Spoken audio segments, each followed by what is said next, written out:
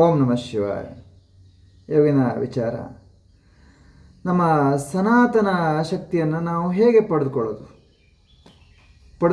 ಅಂದರೆ ಹೇಗೆ ಆ ವಿಚಾರ ಆಚಾರಗಳನ್ನು ತಿಳ್ಕೊಳ್ಳೋದು, ಹೇಗೆ ಅದನ್ನು ನಾವು ಸಿದ್ಧಿಸ್ಕೊಳ್ಳೋದು ಅಂತ ಅದನ್ನು ನಾನು ನಿಮಗೆ ಈ ವಿಡಿಯೋದಲ್ಲಿ ತಿಳಿಸ್ಕೊಡ್ತೇನೆ. ನಮಸ್ಕಾರ. ಹೌದು, ನಮ್ಮ ಸನಾತನ ಶಕ್ತಿಯನ್ನು ಪಡೆದುಕೊಳ್ಬೇಕು ಅಂದರೆ ಮುಖ್ಯವಾಗಿ ಮನಸ್ಸಲ್ಲಿ ಶುದ್ಧತೆ, ಆಚಾರ, ವಿಚಾರ, ಭಕ್ತಿ ಎಲ್ಲವೂ ನಮ್ಮಲ್ಲಿ ತುಂಬಿದರೆ ಅದನ್ನು ಪಡೆದುಕೊಳ್ಳೋದು ಜಾಸ್ತಿ ಸಮಯನೇ ಬೇಡ. ಜಾಸ್ತಿ ಸಮಯನೇ ಬೇಡ.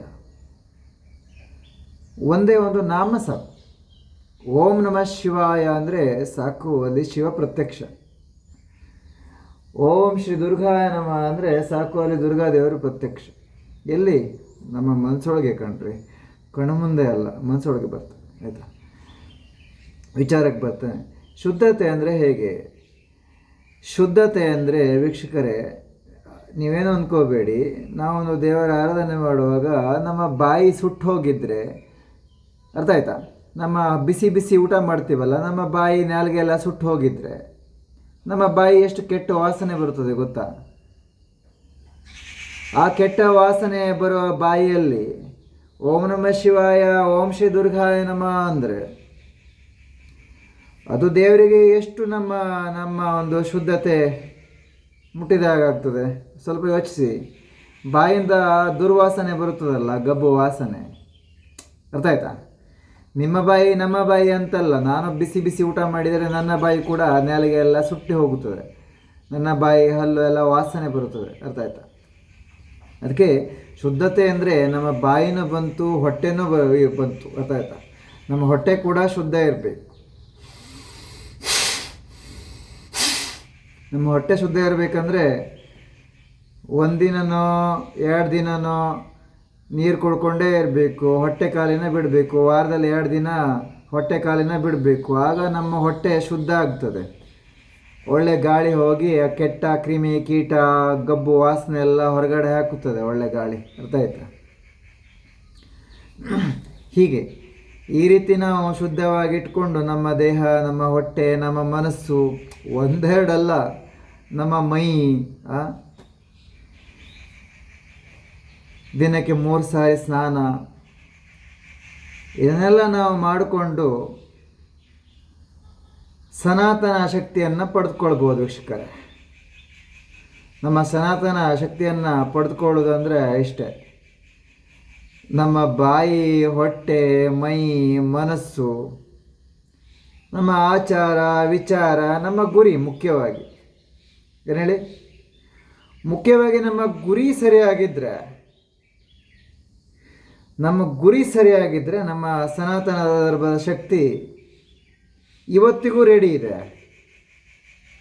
ನಮ್ಮ ಜೊತೆ ಬರಲಿಕ್ಕೆ. ನಮ್ಮ ಸನಾತನ ಧರ್ಮದಲ್ಲಿ ಅಂತಿಂಥ ಶಕ್ತಿ ಇದೆ ಅಂತ ಅಂದ್ಕೊಂಡಿದ್ದೀರಾ ನೀವು?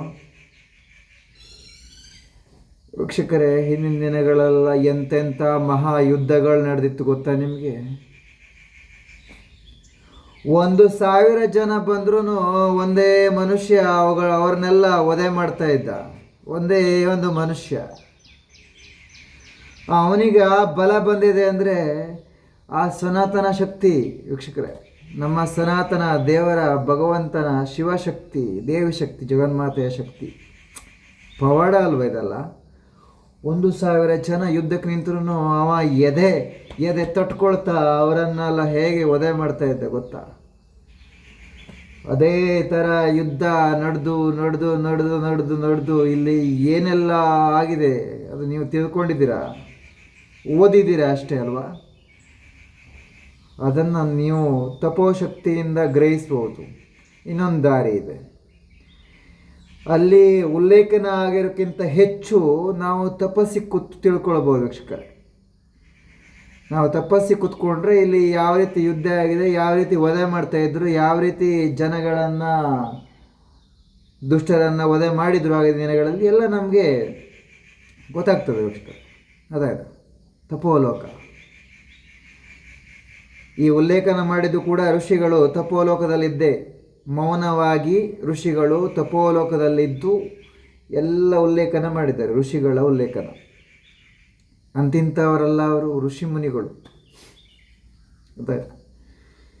ಹೀಗೆ ನಮ್ಮ ಸನಾತನ ಶಕ್ತಿಯನ್ನು ವಶ ಮಾಡಿಕೊಳ್ಳೋದು ಏನು ದೊಡ್ಡ ಕಷ್ಟ ಅಲ್ಲ. ಅದನ್ನು ವಶ ಮಾಡಿಕೊಂಡ್ರೆ